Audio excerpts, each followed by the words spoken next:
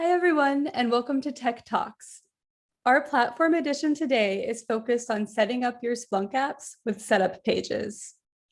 If you're new to Splunk and haven't explored setup pages yet, don't worry.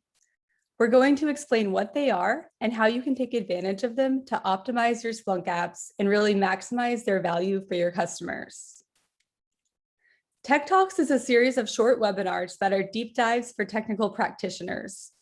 We value you, our customer, and we want you to continue in your Splunk journey. Our experts help create these best practices, and we want you to leverage them in your day-to-day work with Splunk. My name is Taylor Cole, and I'm a technical writer on the developer empowerment team here at Splunk. I am so excited to talk to you today about how you can configure your Splunk apps with setup pages. So let's take a look at our agenda for today. First, we're going to talk about what it means to extend the Splunk platform, why you would want to do this, and how you can build out Splunk to uniquely customize your experience. Next, we'll dive into setup pages and how you can use this particular feature to enable your app's users to configure your app on first run. Then we'll have a live coding demo of a setup page. After that, we'll discuss how you can share the solutions that you build with the wider Splunk community. And lastly, we'll provide a list of additional resources to help you get started creating setup pages for your own apps. At the end of our talk, if you have any questions, please continue the conversation through the Tech Talk section in Splunk community, which we'll link you to at the end of this presentation.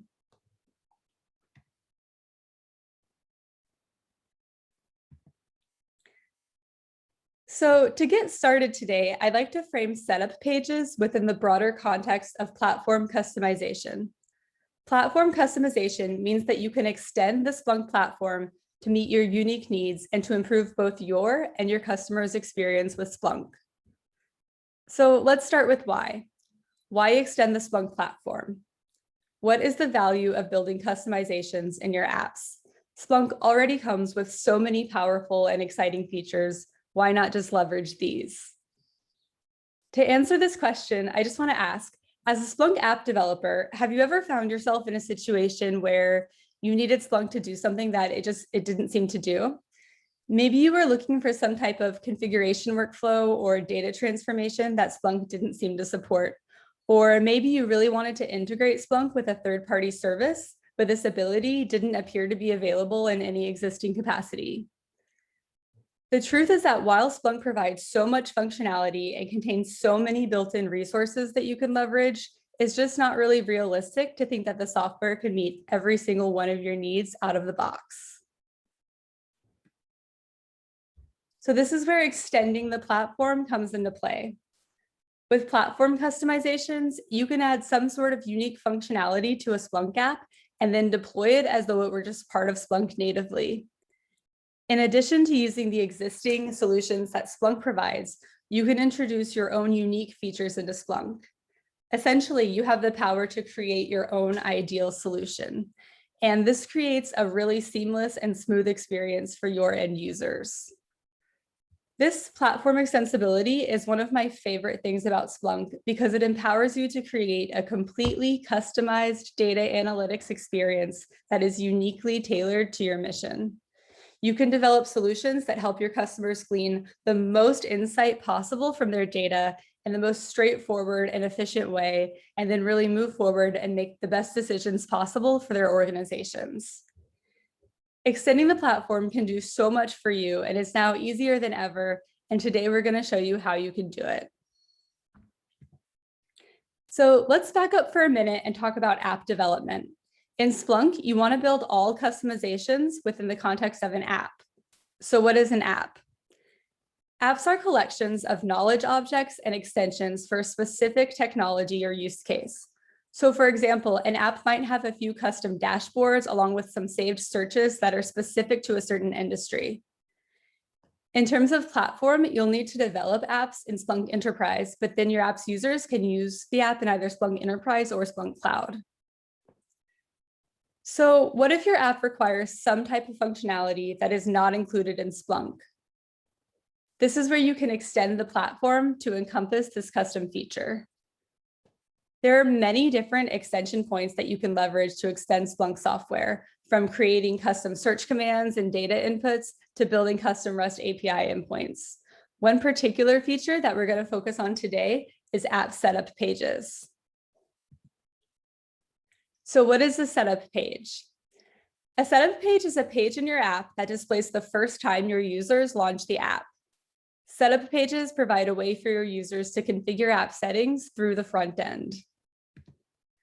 So there are three main use cases for creating a setup page. The first use case is to store custom configurations based on user-provided information. So you can create a setup page to capture this information and then store it in a custom conf file in your app's local directory. The second use case is to integrate your app with an external service. So say you want to load information into your app from a third-party API. You can create a setup page to handle this for you. And the third use case, which is the use case we'll focus on today, is to check app dependencies. So for example, you may have attended our breakout session from .conf 2020, where we walked through an example Splunk app that focused on weather forecasting for cities across the world. This app integrated with a third-party weather forecast data source so that we could access and analyze data from this source seamlessly within Splunk. Let's say that now we have another Splunk app that relies on this weather forecasting app as a dependency.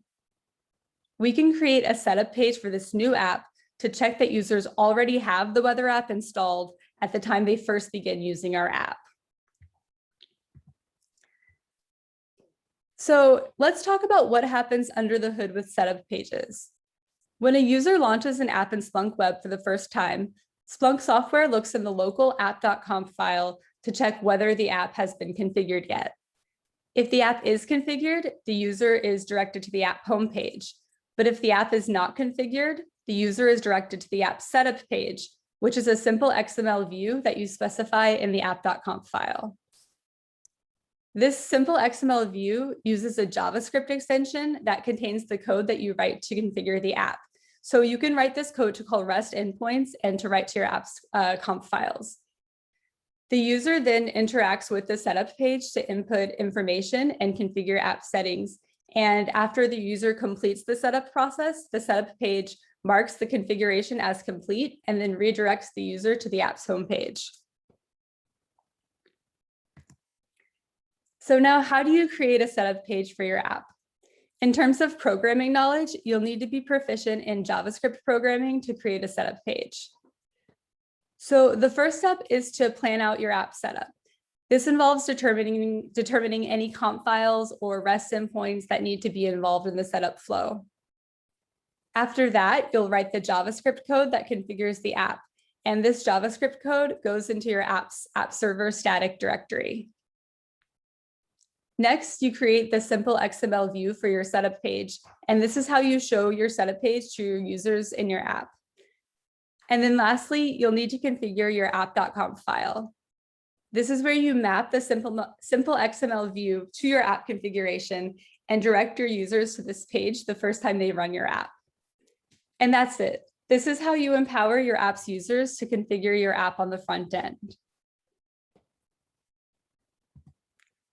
So now let's look at an example of a setup page that my teammate Shilpa Bijam created that checks whether you have installed and configured your app's dependencies.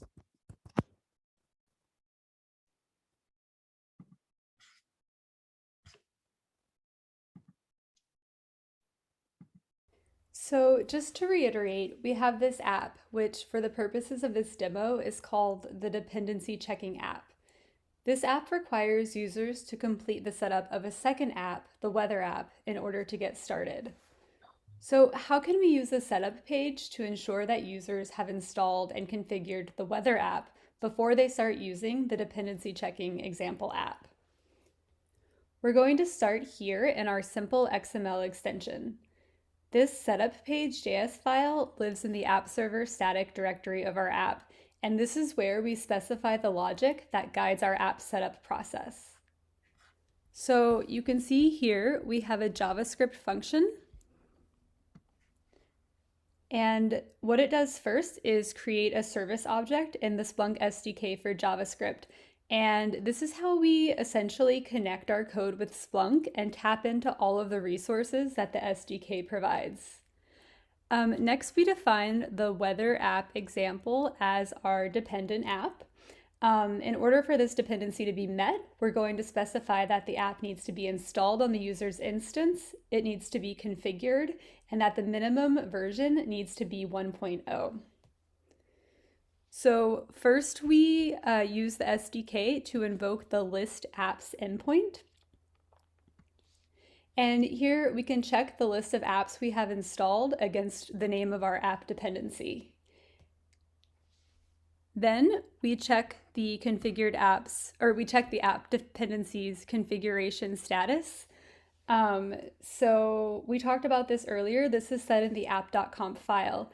And if the app isn't configured, we get a message letting us know that we need to configure the dependency and then try again.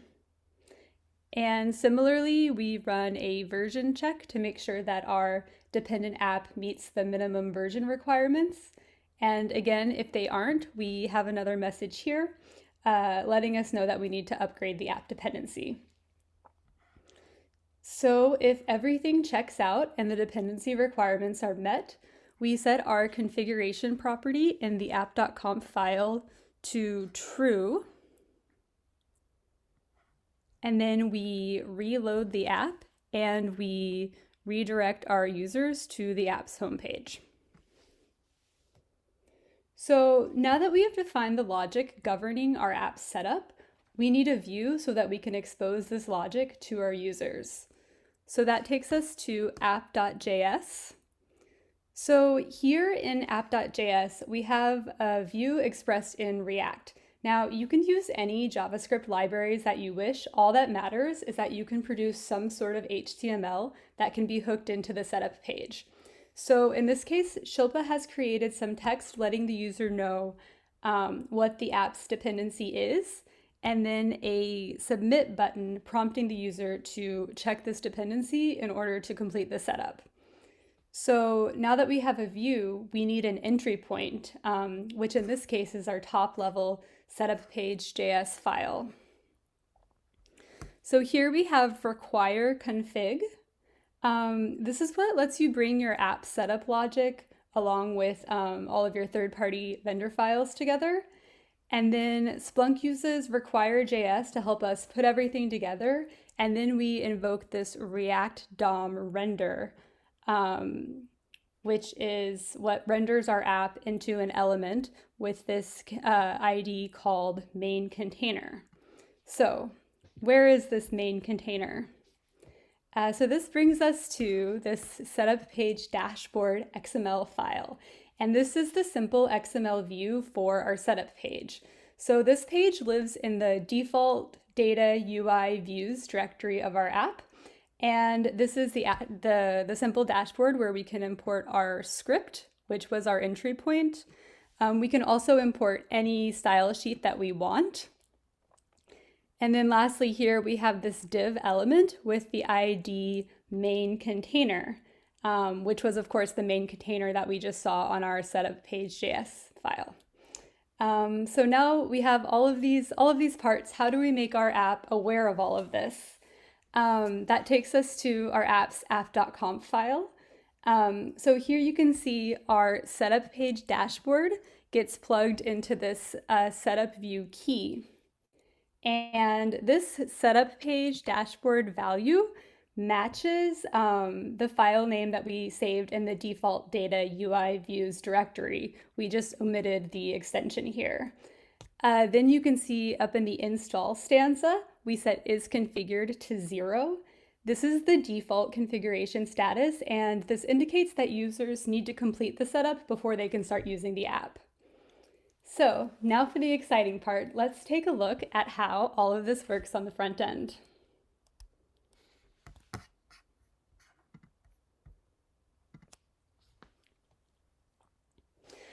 All right, so here we are on the home page. So let's launch the dependency checking app example.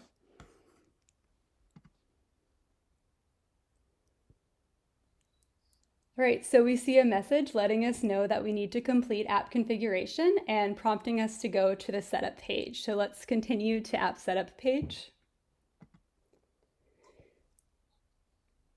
So here's the setup page dashboard XML view that we created, telling us about the dependency and prompting us to check whether dependency requirements are met. So let's check dependencies and complete setup. Oh, so here we see an alert telling us that the weather app example isn't configured yet. So we need to complete this configuration and then try again. So let's take a look at the weather app example. And continue to the app setup page. So here's the setup page for the weather app. What it does is it accepts a token for the weather forecasting API, and then it securely stores this token in the app. So if you want to learn more about this setup page example, you should check out the .conf 2020 breakout session linked later in this talk. But for now, let's just enter 1, 2, 3, 4, 5, 6, 7 and click submit. Okay, so now the weather app is configured and we land on the app homepage. So let's go back to our dependency checking app example and try again.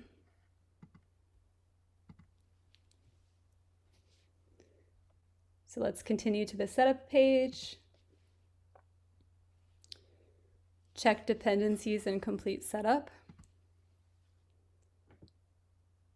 Awesome, so this time our setup page checked that the weather app was installed, configured, and of an acceptable minimum version. So since we have met all of the dependency requirements, our setup is complete and we are redirected to the app's homepage.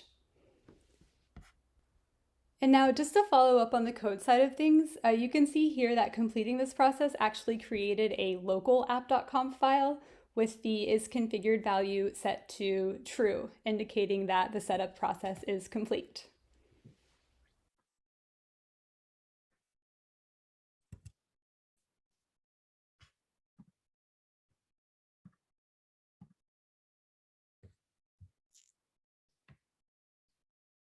So as you just saw, we have this really cool app that uses a setup page to check whether the app's dependencies are installed, configured, and of the correct version the first time that our users launch the app in Splunk Web.